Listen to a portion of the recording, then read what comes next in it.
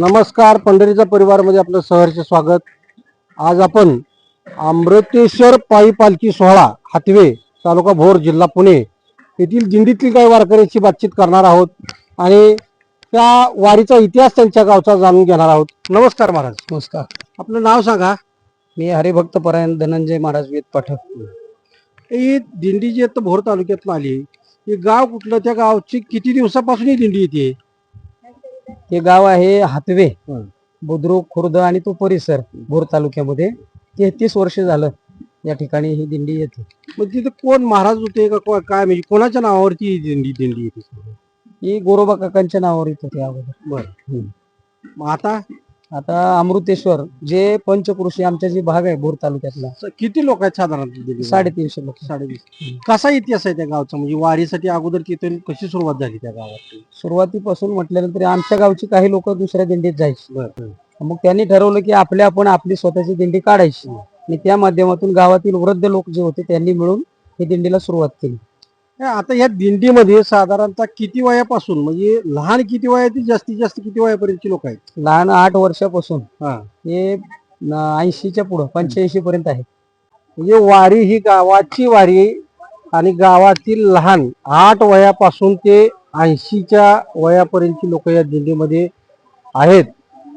तर महाराज, या सगळ्या दिंडीचं स्वरूप जे आहे ते तुम्ही साधारणतः किती तारखेला हल्ला तिथून, म्हणजे डायरेक्ट आळंदीला गेला का गावातून? नाही, गावातूनच असते. आमच्या गावामध्ये काळूबाईचं मंदिर आहे, काळेश्वरीचं मंदिर आहे, काळ भैरवनाथाचं मंदिर आहे. त्या सर्व मंदिराच्या सदस्यांनी मिळून हे सगळे याचं नियोजन केलेलं आहे आणि 10 तारखेला आम्ही निघालो. 10 तारखेला? हो, 10 तारखेला. हे मुक्काम करत करत रोज 20-25 किलोमीटरच्या अंतरावर. काय तुम्हाला विशेष काय सांगता येईल या दिंडी संदर्भात? दिंडीच्या माध्यमातून जर सांगायला जर गेलं तर या ठिकाणी जो आनंद जो आहे, वारकऱ्यांमध्ये जो आनंद आहे तो इतर कुठल्याही ठिकाणी मिळत नाही. ते प्रेम ज्याची ओळखच नसते असा व्यक्ती माऊली या. जिव्हाळा जो आहे भक्तीचा, जाणे भक्तीचा जिव्हाळा, तो भक्तीचा जिव्हाळा जर कुठे पाहायचा असेल तर ते संतांची संगत केल्याशिवाय कळणार नाही. कारण संतांच्या संगती मनोमार्गगती, या ठिकाणी दोन्ही कामं होतात. संतांच्या संगतीमध्ये गेल्यानंतर त्या मनाला मार्ग मिळतो चांगला आणि गती मिळते पांडुरंग परमात्म्याकडे चालत जाण्याची. आता ही सगळी जी लोक आहेत तुमची एकाच गावची आहेत का आसपास? नाही, आजूबाजूचे गावचे आहेत. आजूबाजू? हो. आता मुक्काम किती दिवस तुमचा इथं? आता म्हणजे माघारी उद्या जाणार. उद्या म्हणजे बारस संपली, बारस सोडली का? बारस संपली. त्या गावचे जे वयस्कर बाबा आहेत, वारकरी आहेत, आपण त्यांचे थोडस त्या गावचा इतिहास जाणून घेऊ. रामकृष्ण हरी महाराज. रामकृष्ण हरी. काय नाव? दादासाहेब गणपत लेखावळे, मोहरी, तालुका भोर, जिल्हा पुणे. तुमची जी दिंडी आली, काय दिंडीचा थोडा इतिहास सांगा. इतिहास म्हणजे आमच्या गावचं अमृतेश्वर देवस्थान आहे, जागृत देवस्थान आहे ते, आणि 84 गुंजन मावळाचा तो परमेश्वर आहे. तर हा सर्वांच्या सलोख्याने ते तयार दिंडी करून आम्ही वारकरी इकडे आलो. अमृतेश्वर हे जुनं एकदम शिवकालीन मंदिर आहे, महादेवाचं मंदिर आहे. बाकी काय आता दुसरं पांडवकालीन मंदिर आहे. तिथे छत्रपती महाराज यायचे, न्याय निवाडा तिथं व्हायचा. थोडासा सविस्तर सांगा ना, काय एखादा निवाडा गावात असा ऐक्यू माहिती असेल ती सांगा. बाबा आमच्या गावात असा महाराजांनी ह्या पद्धतीचा निवाडा केला होता. हा, ते पहिले तेलामध्ये कढईमध्ये असे पुण्याचा आरोप काय असेल, कुणी काय आरोप केला असेल तर उकळत्या कढईमधले पैसे उचलायला लावायचे पूर्वीच्या काळात. असं ते मंदिर आहे शिवकालीन. बरोबर. मग तो आरोप खोटा असेल तर पळत नव्हतं? हा, पळत नव्हतं, ते बाजत नसायचं. हा. आणि त्या मंदिरामध्ये ज्ञानेश्वर माऊली जी भावंड होती, आई वडिलांनी ज्यावेळेस देहांत करायचे ते घेतलं. आई वडिलांचा विरह त्या मुलांना सहन झाला नाही. आई वडिलांना शोधण्याकरता ही 4 भावंड ज्यावेळेस त्या ठिकाणी अरण्य होतं त्या काळात, त्या ठिकाणी त्या मंदिरामध्ये त्यांचा 1 दिवसाचा मुक्काम झालेला आहे. माऊलींच्या 4 भावंडाचा त्या गावामध्ये मुक्काम झालेला आहे याच मंदिरात. म्हणजे साधू संतांच्या पदस्पर्शाने पावन झालेली भूमी आहे. हो. या पालखीतील एक माऊली आहेत आपल्या सोबत, आपण त्यांना विचारू. माऊली, आपलं नाव सांगा. देवीताई नथुराम दावली. वय किती आहे? 65. कितवी वारी आहे?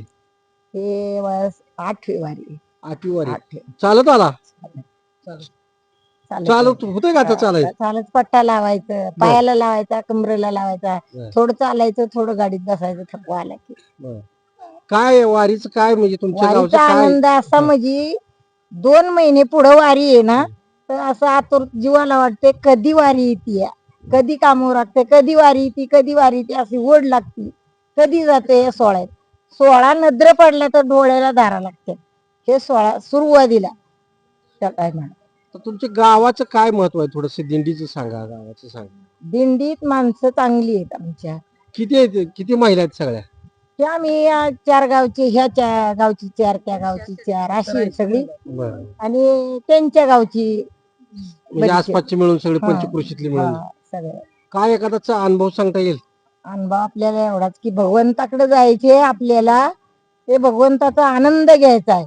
तो बी हा दिंडीत बी मिळतो, हा आनंद दिंडीत मिळतो चांगला. अशी मस्तपैकी आनंद आनंद लुटता लुटता आनंद तल्लीन होतो जीवन. काय मागणी पांडुरंगाकडे? काय मागणी? पांडुरंगाकडे मागणी काही नाही, हे पुढे जन्म दे तुझ्याच सेवेसाठी, फक्त ही निस्वार्थी भक्ती म्हणावी लागेल. दुसरं कारण काही काही नको, मागायचं नाही. दुसरं काही नको. बरं. हेच तुझी भक्ती फक्त दे, तुझी सेवा दे. पुढच्या जन्मी जर जन्म दिलास तर तुझ्या सेवेसाठीच दे, एवढंच मान. अतिशय सुंदर मागणं आहे. कारण प्रत्येक माणूस हा काय ना काय मागतच असतो, पण निस्वार्थी भावनेनं मागितलेलं नक्कीच मागणं पांडुरंग मान्य करेल. पण महाराज, जाता जाता काय सल्ला द्याल नव्या पिढीला, तरुण पिढीला, किंवा ज्या आता बाकीच्या लोकांना दिंडीत सामील झाले नाहीत अशा लोकांसाठी काय सल्ला द्याल? सल्ला एकच आहे, पवित्र तो देह वाणी पुण्यवंत. ज्यावेळेस देह पवित्र करायचा आहे तर त्याकरता वाणी पवित्र लागते. आणि वाणी पवित्र होण्याकरता नामस्मरण हे घेणं गरजेचं आहे. कारण नामाच्या चिंतने 12 वाटा पळती विघ्ने. कारण प्रत्येक जीव हा, प्रत्येक व्यक्ती हा कशामुळं, टेन्शनमुळं ग्रासलेला आहे, संसाराच्या व्यापामुळं. त्याला जर ते घालवायचं असेल तर त्याकरता होय होय वार करीन पाहे पाहे रे पंढरी. पंढरी पाहिल्याशिवाय या ठिकाणी बाकीचं काय नाही. आणि म्हणून आम्ही सर्वांनी एक धरीला चित्ती, आम्ही रखुमाईचा पती. आणि म्हणून जे आपल्या संपूर्ण वारी जी सुरू, परंपरा जी सुरू केली, असे अमृतेश्वर या ठिकाणी आमच्या बरोबर आहेत, जे पहिले वारकरी पांडुरंगाचे आहेत. आणि म्हणून त्या माध्यमातून मला तो आनंद होतोय की पहिले वारकरी जे आहेत त्यांना घेऊन मी या सर्व सोबत घेऊन पंढरपूर गाठलेला आहे. अतिशय सुंदर ही वारी अशीच भरत जाणार आहे. कारण नवी पिढी, आज सांगितलं जातं की सुशिक्षित व्हायला लागल्यानंतर देवाकडे बघण्याचा कल बदलला जातोय असं मानलं जातं. पण जसा माणूस शिकतोय आणि शिक्षणानं समृद्ध होतोय, तसाच भक्तीनं सुद्धा समृद्ध होतोय. आजची ही पिढी, आजची जर गर्दी बघितली तर 25 ते 30 लाखाच्या आसपास वारी भरली असं सांगण्यात येते. तर हे सुशिक्षित लोक, काही ठराविक लोक म्हणतात की मानलं जात नाही, पण नवी पिढी मोठ्या प्रमाणामध्ये वारीत सामील आहे. आणि पुढे होणाऱ्या पिढीला काय सांगताल? पुढे होणाऱ्या पिढीला एकच सांगणं आहे की याच्या पुढे जे आहे, जे मार्ग दावून गेले आधी दयानिधी संत, ते संतांनी जो मार्ग दाखवलेला आहे त्या मार्गावर जर आपण चाललं तर या ठिकाणी प्रत्येकाचं कल्याण, समाधान आणि सुख आपल्याला मिळणार आहे. म्हणून तरणा भाग्यवंत नटे हरिकीर्तनात, कुठेही नाचण्यापेक्षा भक्तीमध्ये पंढरीच्या वाटेवरती या ठिकाणी तरुणांनी यावं. आणि ते येत आहेत. हे आपल्याला आता या पालखी वारीच्या माध्यमातून अनेक ठिकाणी आपल्याला निदर्शनास येते की अनेक तरुण या दिंडीमध्ये प्रत्येक ठिकाणी सहभागी झालेले आहेत. त्याबद्दल त्यांनाही सुद्धा धन्यवाद या ठिकाणी द्यावेसे वाटतात. जे धन संपत्ती मिळवता येते, पण आनंद मिळवायचा असेल तर वारीतच यावं लागेल. वारीत पर्याय नाही. अतिशय सुंदर असं महाराजांनी मार्मिकपणे भाष्य आपल्या केलं. आणि अशीच वारी भरत जावं हीच पांडुरंगाच्या चरणी प्रार्थना. आपलं चॅनल जर सबस्क्राईब केलं नसेल तर सबस्क्राईब करा, लाईक करा, शेअर करा, कमेंट करा. रामकृष्ण हरी.